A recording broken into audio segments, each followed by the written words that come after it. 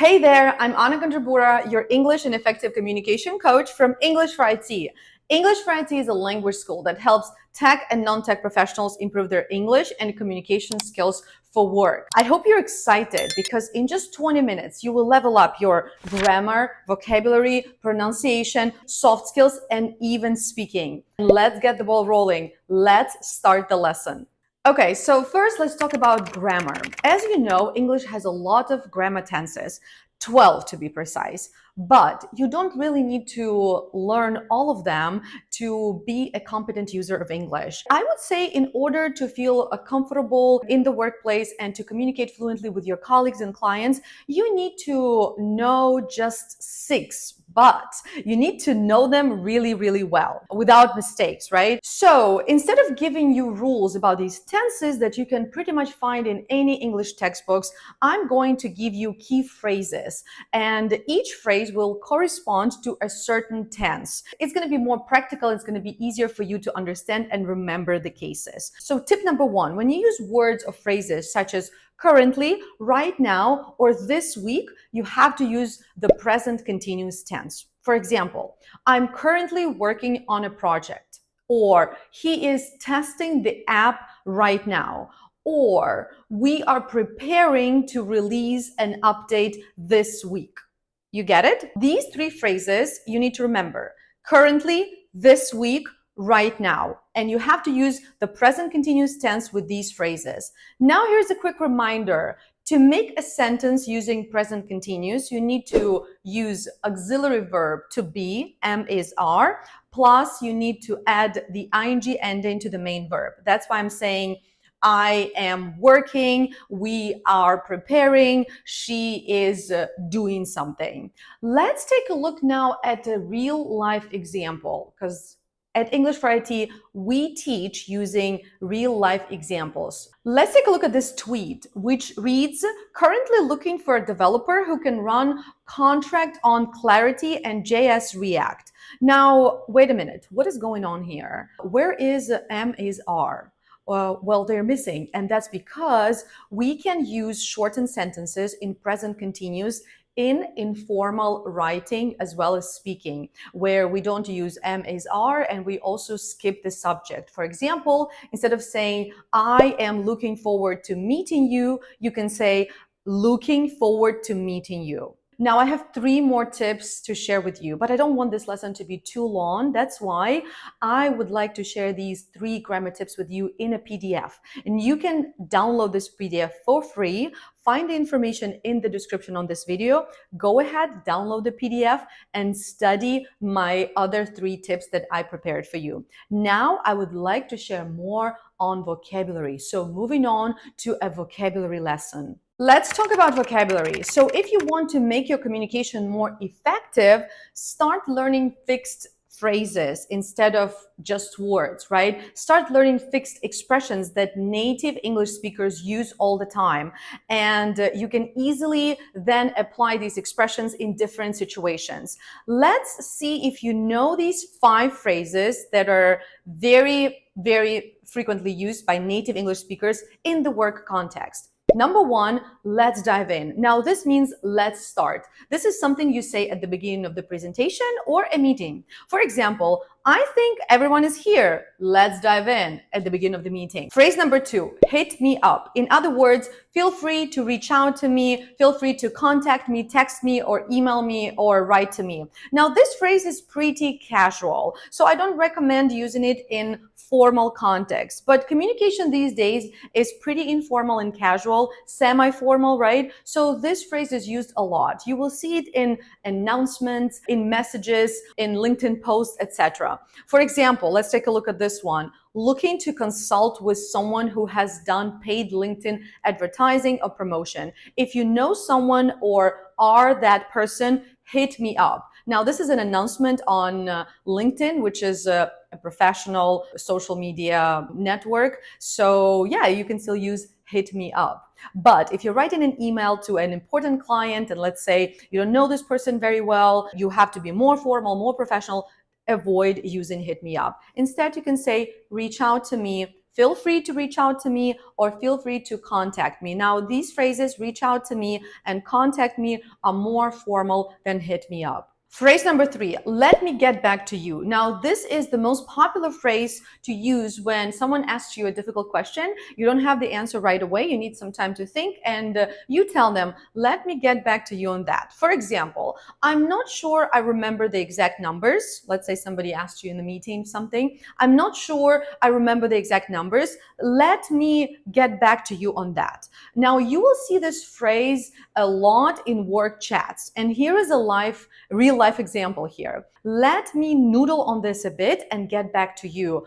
Are voice messages all right? Now, this is a very interesting phrase, and there are 2 phrases. Let me get back to you on this, and let me noodle on this a bit, right? So what does this really mean? Well, it means let me think about it, let me noodle on this, let me think about it and get back to you. Very conversational phrases. Now, this is how native speakers communicate. You see, can you communicate like this using English textbooks? I don't know, but this is how we teach our students to communicate in our online courses. If you want to understand and write messages just like this one yourself, using phrases like noodle on it, get back to you on this, join the English for Tech course right now via the link in the description, and you can join this course today with 30% off. Hurry up. Now, phrase number 4, go ahead. This is a perfect phrase to manage interruptions in a conversation. Now, you know, sometimes you start speaking with someone at the same time, right? And what do? You pause and you don't say anything. This is wrong, because you should say, go ahead. And you let the other person continue what they were saying, right? Or they can tell you, go ahead, and then you continue what you were saying. But don't pause, don't be silent, say go ahead. For example, sorry, did you want to say something? It's okay, go ahead. I'll say it later. Now, here's another situation when you can use the phrase go ahead, when you just want to encourage someone to start speaking. For example, I wanted to ask you a question. Sure, go ahead. Right? So that's how you say. Now, phrase number 5, I guess, and we are wrapping up here. And that's the phrase, by the way. To wrap up means to finish, to end something. For example, a meeting, or for example, a lesson, right? You can wrap up a project as well. You can wrap up a meeting, just about anything, right? Use this phrase. The reason why this word is used very often is because it sounds friendly and positive, right? So for example, you can say something like, I believe we can wrap up this meeting. Thank you for your time, everyone. I believe we can wrap up our vocabulary lesson. We are moving on to topic number 3. Guess what it is? Next up is pronunciation. I'm going to give you 10 words, and your task is to pronounce them correctly. Let's see how many you can actually get right. The first one is tech, not tech. The second, answer, not answer. 3, now be honest. Did you say lunch? It's not lunch, okay? Well, actually, I don't know whether you pronounced it correctly or not, because I can't hear you right now.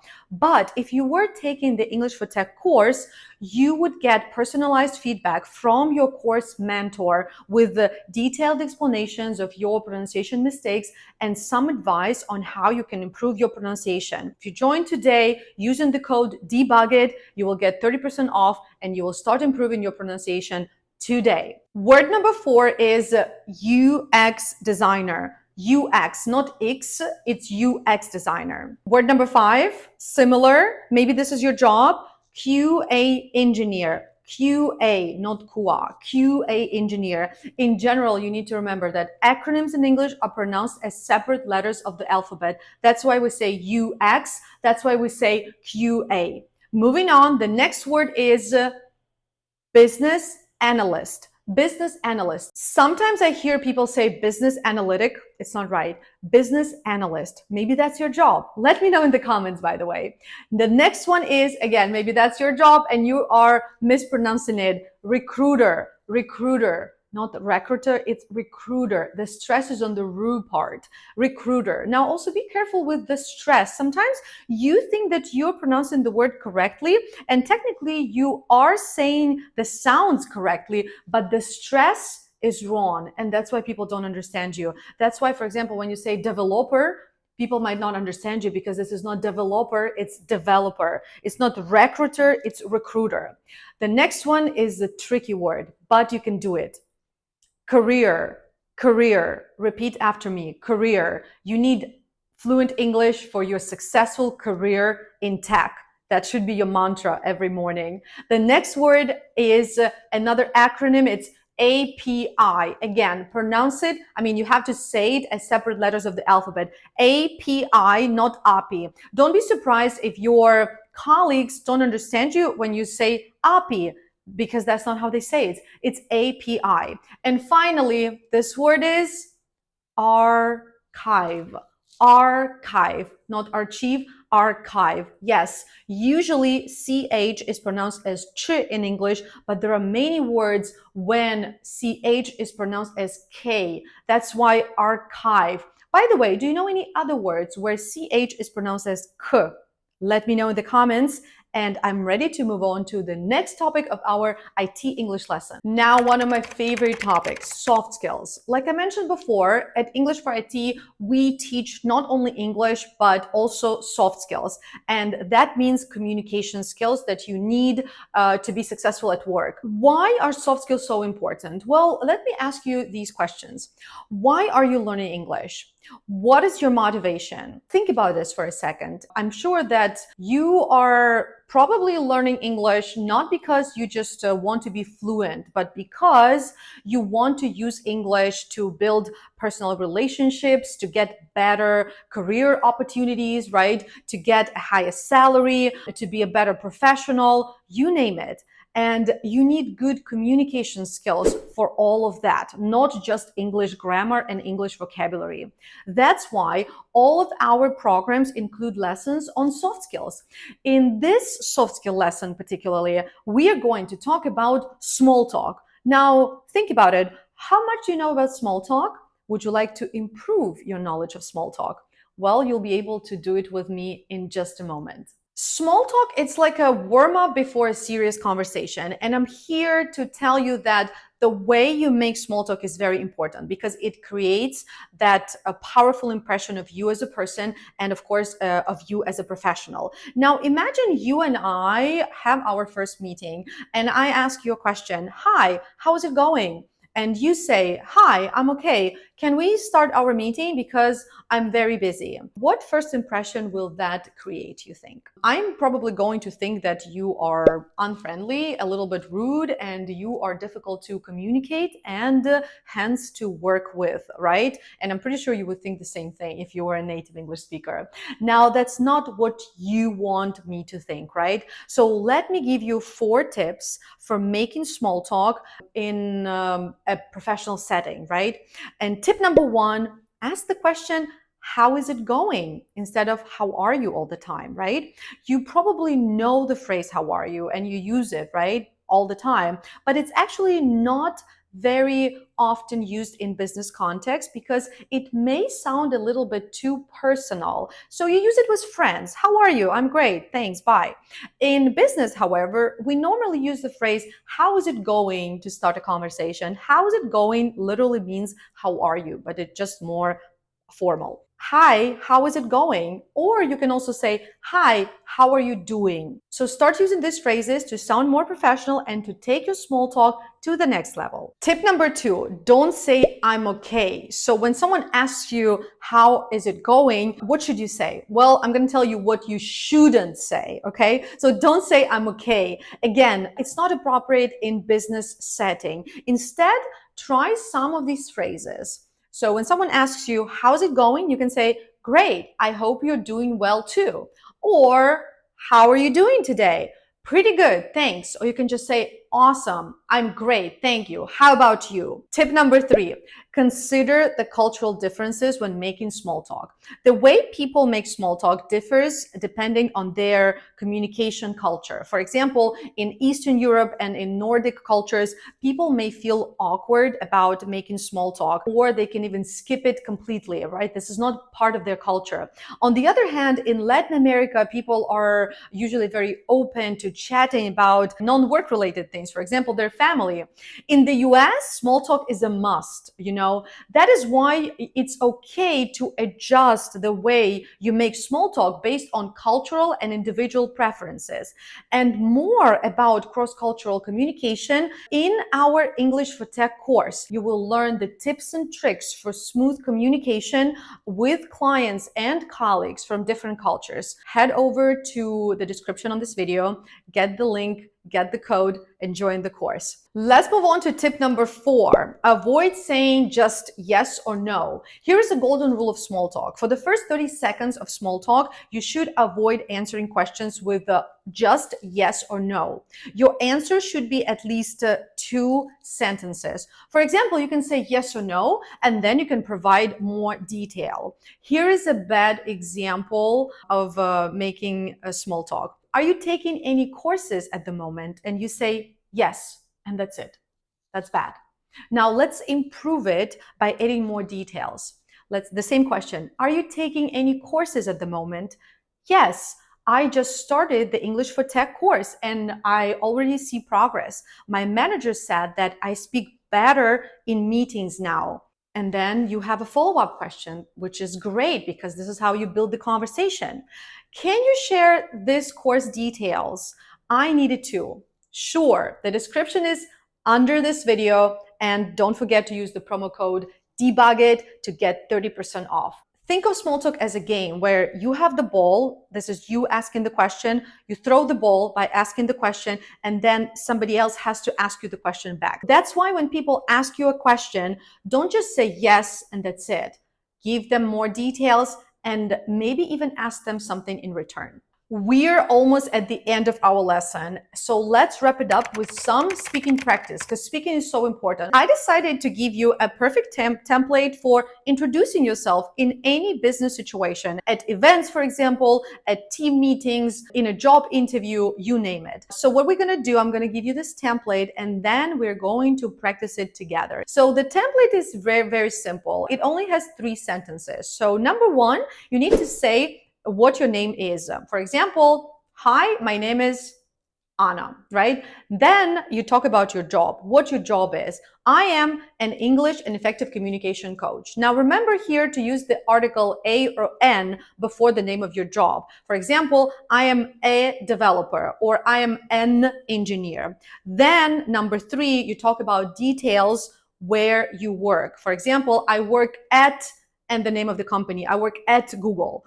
If you're unemployed, you can say, I'm currently looking for new opportunities. If you are a freelancer, you may say, I work for and names of your clients that you're working for. Or you can just say, I'm a freelancer, I work on Upwork. So here is how you would complete this template. Hi, my name is Anna. I'm an English and effective communication coach. I work at English for IT, where we help tech and non-tech professionals improve their English and communication skills for work. Now, this is my 3-sentence pitch. This is my 3-sentence introduction. It is always ready. I don't have to think about it when I need to introduce myself.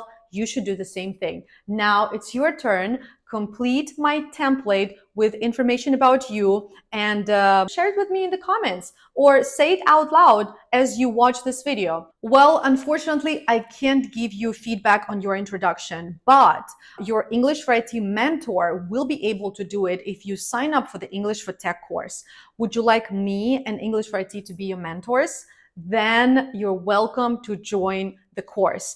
If you want to improve your English communication skills and receive tailored support, receive feedback from mentors, please head over to the description on this video, check out the link, and join the course. Don't forget to use the promo code DEBUGIT to get 30% off today. Remember, we have limited spots available for the discounted price. So hurry up and let me know if you have any questions. I'll be happy to see you in the course to teach you in the same way, in the same manner, but with more feedback and with more information and more knowledge.